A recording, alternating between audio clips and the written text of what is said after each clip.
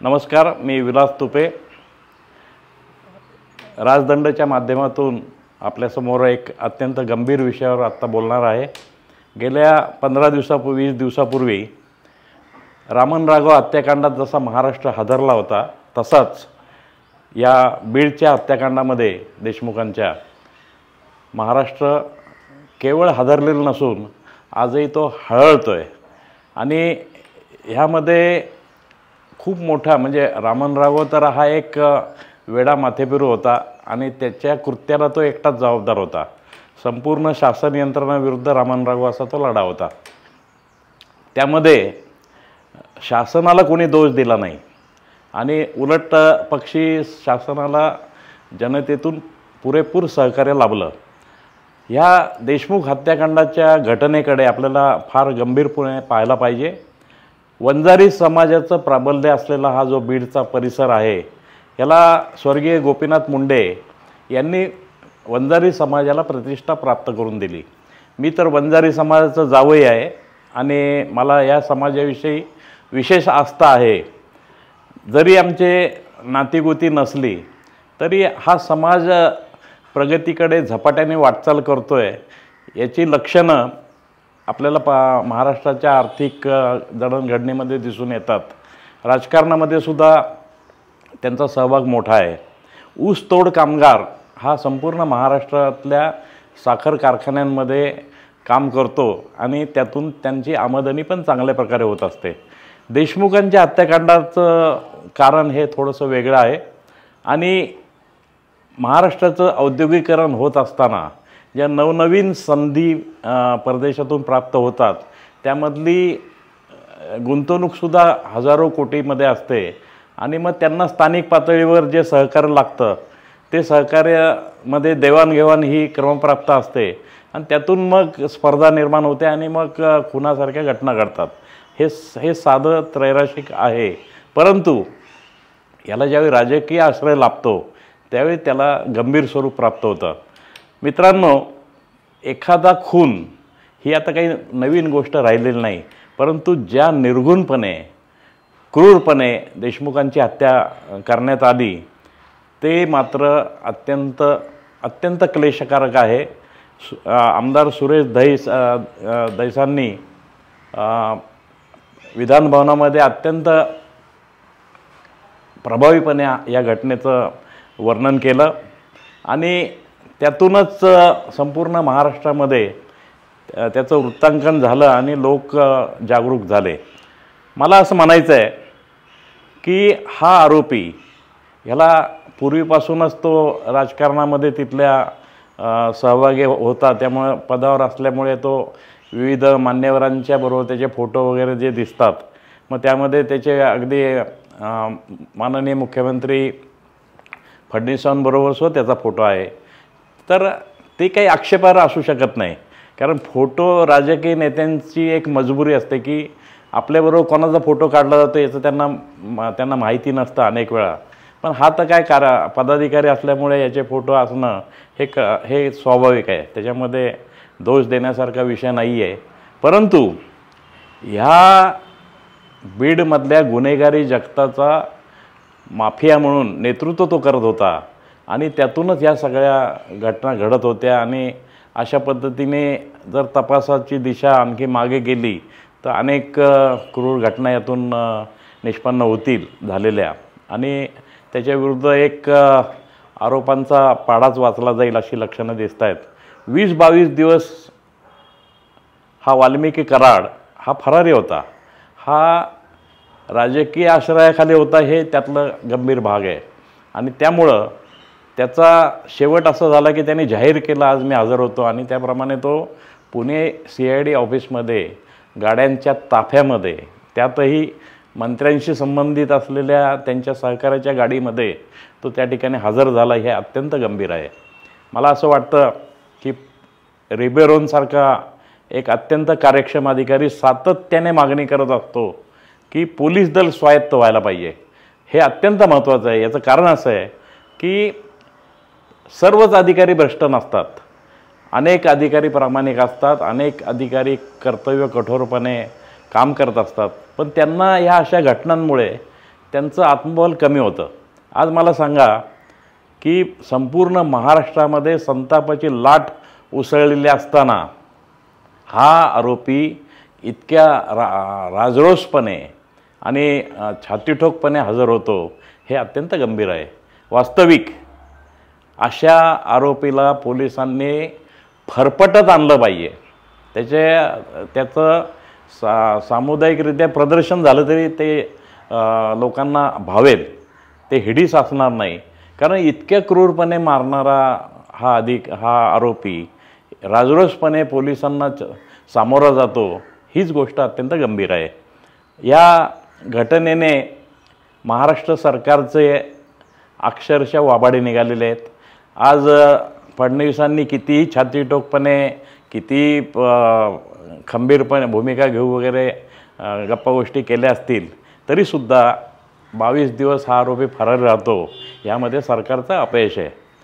आज थोडंसं आपण मागं गेलो होतो, मुंबईमधल्या काही घटना मला आठवतात की मुंबईमध्ये असाच एक माने नावाचा गुन्हेगार होता आणि त्याच्या अड्ड्यावरून रस्त्याच्या कडेलाच त्याचा अड्डा होता. रस्त्यावरून जाताना पोलीस अधिकारीसोबत बुलेटवर चा अधिकारी अशी त्याच्या सन्मानार्थ अशी टोपी काढून पुढं जात असे. आता मला सांगा, अशा गुन्हेगाराचे ज्याच्यावर खून, रेप, खंडण्या, घरफोड्या, दरोडे असे गुन्हे होते आणि जो दारू मटक्याचा राजरोज धंदा करत होता, त्याच्यापुढे जर अधिकारी नतमस्तक होत असतील तर तिथल्या सर्वसामान्यांना काय न्याय मिळणार? तर अशावेळी असंच त्याचा एक गुन्हा त्यावेळेचे शिवसेनेचे नेते बंडू शिंगरे यांच्या जनता दरबारामध्ये एका महिलेने आणला. त्याच्या विरुद्धात तक्रार नोंदवली की त्याने असं माझ्या मुलीचा विनयभंग केला. बंडू शिंगरेंनी 5-6 कार्यकर्ते घेतले आणि ते त्यांच्या फियाटमधून त्याच्या अड्ड्यावर गेले. तो ज्या आराम खुर्चीत बसला होता बाहेर, त्याच्या अंगावर गाडी घातली आणि जागेवर त्याला गोळ्या घातल्या. त्याचा खून झाल्यानंतर बंडू शिंगरे हे कार्यालयात पोचले. पोलिसांचा निरोप आला. त्यावेळी झोन 1ला राममूर्ती होते आणि जे पुण्यालाही कमिशनर होते, तर राममूर्तींचं बंडू शिंगरेंना बोलवून आलं. आता बंडू शिंगरेंना लक्षात आलं की आपल्यावर खुनाचा गुन्हा दाखल होणार आहे. आता 4-6 महिन्याची निश्चिंती. पण त्यांना धक्काच बसला. ज्यावेळी ते राममूर्तींच्या कार्यालयात पोचले तर राममूर्तींनी पुष्पगुच्छ आणून ठेवलेला होता आणि त्यांनी बंडू शिंगरेंचा सत्कार केला आणि सांगितलं की तू समाजातली घाण काढली. एवढंच नव्हे तर आमचे अधिकारी त्याच्या दबावाखाली होते, त्याला घाबरत होते, त्याचा सन्मान म्हणून कॅप अशी काढून त्याच्यासमोरून जात होते. तर त्या गुंडाचा तू बंदोबस्त केला, यासाठी तुझं स्वागत करणं किंवा तुझं अभिनंदन करणं हे मला कर्मप्राप्त आहे. पुढे तो कायद्यानुसार तो खटला चालला, बंडू शिंगरे निर्दोष सुटले, तो वेगळा भाग आहे.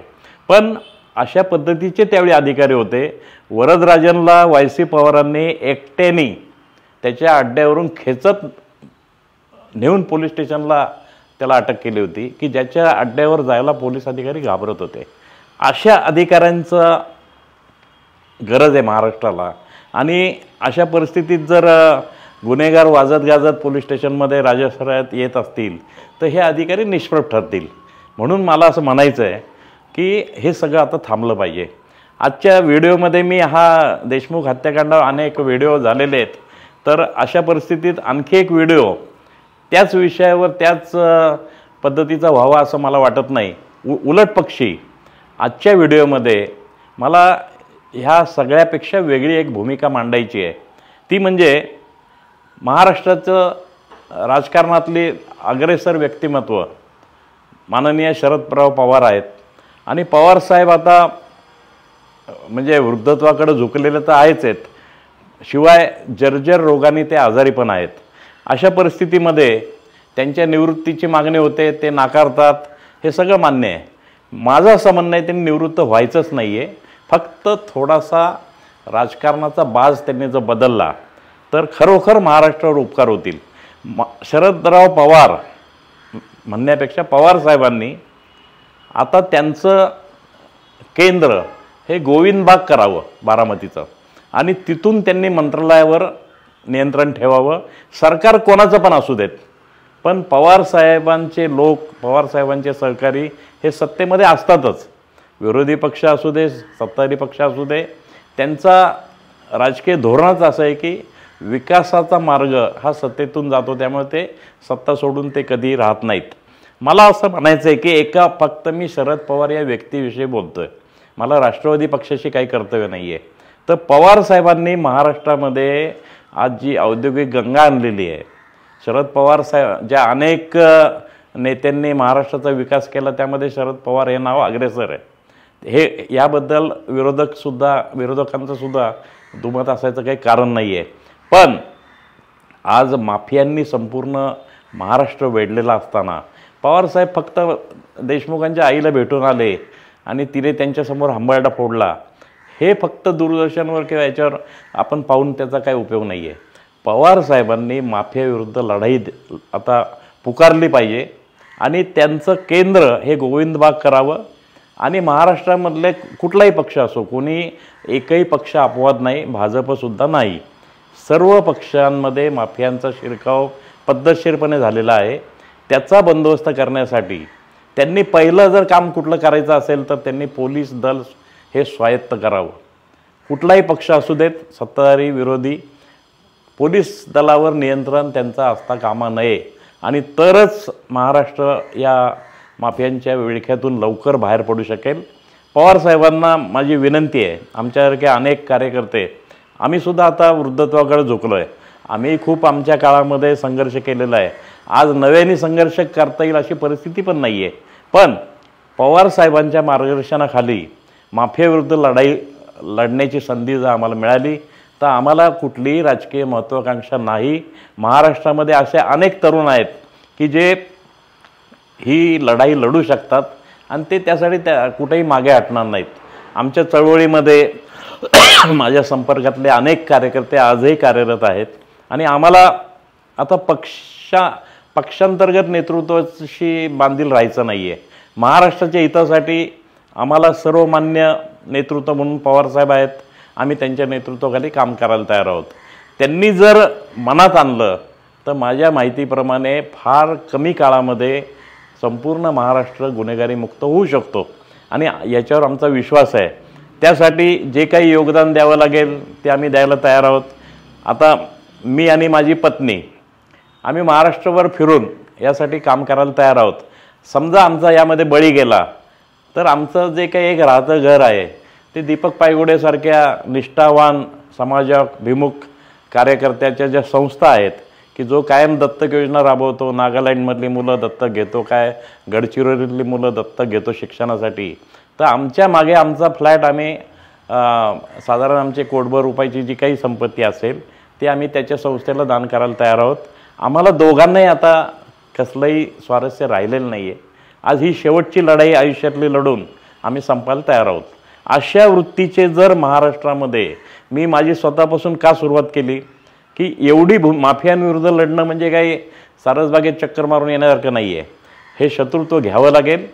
पोलीस दल इतकं भीषण भ्रष्ट झालेलं आहे की समजा एखाद्याने माफियाविरुद्ध, माफिया हा शब्द आहे जो कायदा न पाळता तुमच्यावर दडपशाही करतो, त्याला माफिया म्हणतात. आता समजा एखाद्याने सामान्य माणसाने पोलीस चौकीत जाऊन तक्रार दिली तर तो बाहेर पडला की तो पोलीस अधिकारी त्या माफियाला कळवतो की अरे तुझ्याविरुद्ध यांनी तक्रार दिली. आणि ज्यावेळी एखादा सांगायला जातो की मला याच्यापासून जीवाला धोका आहे त्यावेळी पोलीस अधिकारी सांगतो तुला काही केल्यानंतर आम्ही येऊ, नुसत्या तुला भीती वाटते म्हणून आम्ही लगेच त्याच्यावर कारवाई करणार नाही. हा जो भंपकपणा आहे हा आपल्याला दूर केला पाहिजे आणि संपूर्ण समाज हा निर्भीड बनण्यासाठी आपल्याला योगदान द्यायला पाहिजे. मी अनेक वेळा पाहतो चॅनलवर, तुम्ही सुद्धा पाहिला असेल, की मला त्याची अक्षरशः आश्चर्य वाटतं. म्हणजे एखाद्या पोलीस अधिकाऱ्यावर ज्यावेळी गुन्हेगार हात टाकतात त्यावेळी दुसरा त्याचा सहकारी त्याचे व्हिडिओ शूटिंग करत त्याच्या भोवती फिरत असतो. वास्तविक त्याचं काम आहे आपल्या सहकार्याला मदत करणं. पण ठीक आहे, म्हणजे मला या त्रुटी हळूहळू दूर होतील, पण नुसतं व्हिडिओ करून देशमुखांना श्रद्धांजली वाहणं किंवा हळहळ व्यक्त करणं यात मी समाधानी नाही आहे. जे काही काम आम्ही आत्तापर्यंत केलेलं आहे ते अनेक व्हिडिओमधून तुम्ही पाहिलंही असेल. तर मला एवढंच म्हणायचं आहे की आम्ही 26 जानेवारीपासून महाराष्ट्रामध्ये ह्या गुन्हेगारी विरुद्ध अभियान सुरू करतो आहे. शरद पवार साहेब त्यात उतरले तर आनंद आहे, नाही उतरले ते त्यांचे आशीर्वाद घेऊ. आणि लवकरच या 2 दिवसामध्ये मी बीडला जाऊन देशमुखांच्या आईला पत्नीला भेटणार आहे. आणि आम्हाला असं वाटतं की मला नाही वाटत की माफियांची आमच्यावर दबाव येईल, कारण आम्ही पहिल्यापासून कार्यरत असताना आमची अशीच भूमिका राहिलेली आहे की आम्ही सगळ्यांचे शत्रू आहोत, आम्हाला कोणी शत्रू नाही आहे. ज्या ज्या समाजामधल्या अपप्रवृत्ती आहेत त्याचे आम्ही शत्रू आहोत आणि त्यासाठी वाटेल त्या पातळीवर जाऊन त्याग करण्याची आमची तयारी आहे. मी मगाशीच सांगितलं की मी आणि माझी पत्नी, आमच्या मागं कोणीच नाही आहे. विवाहित मुलगी जी आहे ती सक्षम आहे आणि माफियांविरुद्ध लढताना सगळ्यात महत्त्वाचं जर कुठलं असेल तर तुम्हाला स्वतः मारायची तयारी ठेवली पाहिजे. आणि राजकारणी भ्रष्ट आहेत, शासन यंत्रणा भ्रष्ट आहे, जनता ही मला काय त्याच्या या भूमिकेत आहे. अशा परिस्थितीत हा लढा अत्यंत अवघड आहे आणि मलाही असं वाटतं की आयुष्याच्या अखेरीस हा लढा देऊन आपण संपलो तरी हरकत नाही. आणि यासाठी मी आज ह्या चॅनलच्या माध्यमातून ग्वाही देतो की 26 जानेवारीपासून होणारा आमचा हा जो लढा सुरू होईल त्यासाठी तरुणांनी आमच्याबरोबर काम करावं, त्यांनी यासाठी सहभागी व्हावं असं आवाहन मी आज करतो. वेळोवेळी ह्या बैठका होतील, जिल्हास्तरीय बैठका घेऊ आणि त्या भागातल्या माफियांविरुद्ध आपण त्यांनी काही करण्यापूर्वी आपणच त्यांच्यावर चाल करून जाऊ. हे खरं यशाचं सर्वात महत्त्वाचं. आपल्याला जर यश मिळवायचं असेल तर एखादी घटना घडणार आहे त्याच्याकडून आणि मग आपण त्याच्याविरुद्ध काही करावं असं अजिबात नाही. आपणच आता माफियांची लिस्ट करून त्यांच्याविरुद्ध उभं राहायला पाहिजे. यासाठी मी माझा मोबाईल नंबरसुद्धा आपल्याला देतो आहे. राजदंड हे पुण्यामध्ये कर्वेनगरला याचं मुख्यालय आहे आणि माझा मोबाईल नंबर मी यात देत आहे. मला अनेक तरुणांकडून ह्यात सहभागाची अपेक्षा आहे. हा माझ्या एकट्याचा लढा नाही आहे. उद्या सहभागी कोणी नाही झालं तरी मी लढणारच आहे, पण माझा लढा वाया जाऊ नये. माझी इच्छा आहे की आपण माफियांवर मात केली पाहिजे. यासाठी आपण सगळे एकत्र येऊया. जय हिंद, जय महाराष्ट्र.